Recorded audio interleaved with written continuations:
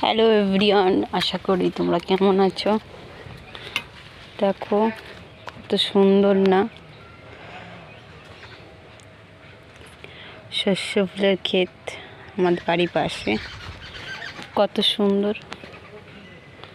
আর আমি এখন একটা ডাল গাছ কাটবো, ওটা কমেন্টে জানাবেন এটা কি গাছ। আসুন দেখতে পাবেন, আমি একটা ডাল কাটবো, এটা কি গাছ কমেন্টে জানাবেন। এই যে এটা আপনারা দেখতে পাচ্ছেন, এই যে লতার মধ্যে উঠে গেছে। এই যে এটা কি গাছ কমেন্টে জানাবেন। এটা গাছটা আমি এখন কাটবো।